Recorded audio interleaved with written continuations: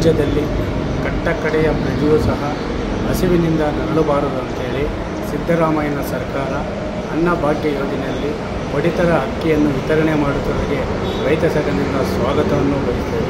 ಅದರಂತೆ ಈ ಪಡಿತರ ಅಕ್ಕಿ ಕಾಳಸಂತೆಯಲ್ಲಿ ಮಾರಾಟವಾಗ್ತಾ ಇರುವುದು ಆಹಾರ ಉಪನಿರ್ದೇಶಕರಿರ್ಬೋದು, ಆಯಾ ತಾಲೂಕಿನ ಆಹಾರ ಇಲಾಖೆ ಅಧಿಕಾರಿಗಳು ಕಣ್ಣಿದ್ದು ಕುರುಡದಂತೆ ವರ್ತನೆ ಮಾಡುತ್ತದೆ ಯಾವ ನ್ಯಾಯ ಸ್ವಾಮಿ? ಇವತ್ತು ಮುಕ್ತ ಮಾರುಕಟ್ಟೆಯಲ್ಲಿ ಕೇಂದ್ರ ಸರ್ಕಾರದಿಂದ ಅವ್ರು ಎಷ್ಟನ್ನು ಖರೀದಿ ಮಾಡ್ಬೋದು ಅಂತೇಳಿ ನಿರ್ಬಂಧ ಹೇರಿದಂತಹ ಕೇಂದ್ರ ಸರ್ಕಾರ ಇವತ್ತು ರಾಜ್ಯಾರೋಷವಾಗಿ ಕೆಲವು ರೈಸ್ ಮಿಲ್ ಮಾಲೀಕರು ಈ ಪಡಿತರ ಅಕ್ಕಿಯನ್ನು 10 ಲೋಡು ಖರೀದಿ ಮಾಡಿದರೆ ಅದರಲ್ಲಿ ಬಡವರಿಗೆ ಬಡವರ ಹೊಟ್ಟೆಗೆ ಸೇರಬೇಕಾದಂಥ ಅಕ್ಕಿಯನ್ನು 4-5 ಲೋಡು ಇವತ್ತು ರೈಸ್ ಮಿಲ್ಗಳಲ್ಲಿ ಪಾಲಿಷ್ ಮಾಡುವ ಮುಖಾಂತರ ಅವುಗಳನ್ನು ವಿವಿಧ ಬ್ರ್ಯಾಂಡ್ಗಳ ಹೆಸರಿನಲ್ಲಿ ನಿರಂತರವಾಗಿ NS ಅಂತೆ ಅದಂತೆ ಇದಂತೆ ಅಂತೇಳಿ ಮಾಡಿ ಅದು 30 ರೂಪಾಯಿಂದ 60 ರೂಪಾಯಿಗೆ ಮಾರಾಟ ಮಾಡ್ತಾ ಇದ್ದಾರೆ ಪಾಲಿಷ್ ಅಕ್ಕಿಯನ್ನು. ಈ ಅಕ್ಕಿಯಿಂದ ತಿನ್ನೋದ್ರಿಂದ ಮಧುಮೇಹಗಳು ಜಾಸ್ತಿ ಆಗ್ತಾ ಇದ್ದಾರೆ ಮತ್ತು ಬಡವರಿಗೂ ಸಿಗ್ತಾ ಇಲ್ಲ. ಈ 10 kg ಅಕ್ಕಿ ಯಾವ ರೀತಿ ವಂಚನೆ ಹಾಕಿ ನ್ಯಾಯ ಬೆಲೆಗಳ ಅಂಗಡಿಯಲ್ಲಿ ಅಂತಂದರೆ ಒಂದು ದಿನ ಲೇಟ್ ಆದರೂ ಅವ್ರಿಗೆ ಅಕ್ಕಿ ಬರೋಲ್ಲ.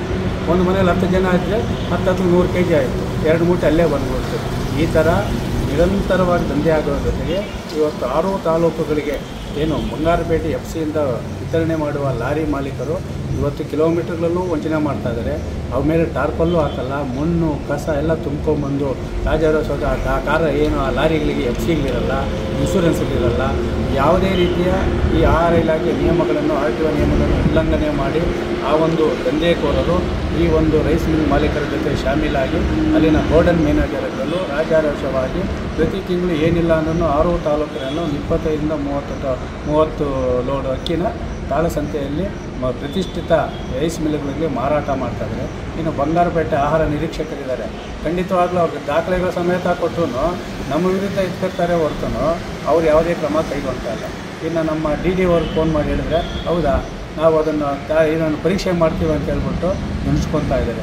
ಒಟ್ಟಾರೆಯಾಗಿ ಬಡವರ ಹಸಿವನ್ನು ನೀಗಿಸಬೇಕಾದಂಥ ಅನ್ನಭಾಗ್ಯ ಇವತ್ತು ಕಾಳಸಂತೆಯಲ್ಲಿ ಮಾರಾಟ ಮಾಡ್ತಿರೋದು ಸರ್ಕಾರದ ಒಂದು ಯೋಜನೆಗೆ ಧಕ್ಕೆ ಉಂಟಾಗ್ತದೆ. ಇದಕ್ಕೆ ನೇರ ಕಾರಣ ಈ ಒಂದು ಯೋಜನೆ ಜಾರಿ ಇಡಲು ಇಲ್ಲಿನ ಆಹಾರ ಇಲಾಖೆ ಅಧಿಕಾರಿಗಳಿಗೆ ನೇರವಾಗಿ ಕಾರಣ ಆಗ್ತದೆ. ಯಾಕಂದರೆ ಬಡವರ ಅಕ್ಕಿಯಲ್ಲಿ ಕದ್ದು ತಿಂದವರು ಉದ್ಧಾರ ಆಗಿರೋದು ಯಾವುದೂ ಇಲ್ಲ. ನಮ್ಮ ಕೆಲವು MLAಗಳು ಹೇಳ್ತಾ ಇದ್ದಾರೆ, ಈ ಬಡವರನ್ನು ಶೋಷಣೆ ಮಾಡೋರಿಗೆ ಲಕ್ವ ಹೊಡೀಲಿ, ಕೈಕಾಲು ಬಿದ್ದೋಗಲಿ, ಅವ್ರ ಪಾರ್ಶ್ವವಾಗಲಿ, ಹಾರ್ಟ್ ಅಟ್ಯಾಕ್ ಆಗಲಿ ಅಂತ ಖಂಡಿತವಾಗ್ಲೂ ಅವರು ಹೇಳ್ತಾ ಇರೋದು ಕರೆಕ್ಟಾಗಿ ಇದೆ. ಈ ಬಡವರ ಅಕ್ಕಿಯನ್ನು ಕಾಳಸಂತೆಯಲ್ಲಿ ಮಾರಾಟ ಮಾಡುವ ದಂಧೆಕೋರರ ವಿರುದ್ಧ ಕ್ರಿಮಿನಲ್ ಮೊಕದ್ದಮೆ ದಾಖಲು ಮಾಡಬೇಕು. ಬೆಂಗಳೂರಿನಿಂದ ಸತ್ಯಣ್ಣ ಮತ್ತು ಸುಬ್ಬಣ್ಣ ಮತ್ತಿತರ ಆಂಧ್ರ ಅಂತೆ, ರಮಣ ಅಂತೆ ಅವ್ರು ಯಾರೋ ಬರ್ತಾ ಇದ್ದಾರೆ. ಸುಮಾರು ಪ್ರತಿದಿನ ಕಾನೂನಿನ ಭಯ ಇಲ್ಲದೆ, ಆಹಾರ ಅಧಿಕಾರಿಗಳ ಭಯವಿಲ್ಲದೆ ರಾಜ್ಯಾರೋಷವಾಗಿ ಬಡವರ ಅಕ್ಕಿಯನ್ನು ಕಾಳಸಂತೆಯಲ್ಲಿ ಮಾರಾಟ ಮಾಡುವ ದಂಧೆಯನ್ನು ನಿಯಂತ್ರಣ ವಿಶೇಷವಾದ ತಂಡವನ್ನು ಮಾನ್ಯ ಜಿಲ್ಲಾಧಿಕಾರಿಗಳು ನೇಮಕ ಮಾಡಬೇಕು ಮತ್ತು ಜಿಲ್ಲಾದ್ಯಂತ 6 ತಾಲೂಕುಗಳಿಗೆ ಚೆಕ್ ಪೋಸ್ಟ್ಗಳನ್ನು ನಿರ್ಮಾಣ ಮಾಡುವ ಮುಖಾಂತರ ದಂಧೆಕೋರರ ಎಡೆಮುಡಿಯನ್ನು ಕಟ್ಟಬೇಕಂತೇಳಿ ಈ ಮೂಲಕ ಮಾನ್ಯ ಜಿಲ್ಲಾಧಿಕಾರಿಗಳನ್ನು ಮೂಲಕ ಆಹಾರ ಸಚಿವರನ್ನು ಒತ್ತಾಯ ಮಾಡುತ್ತಾರೆ.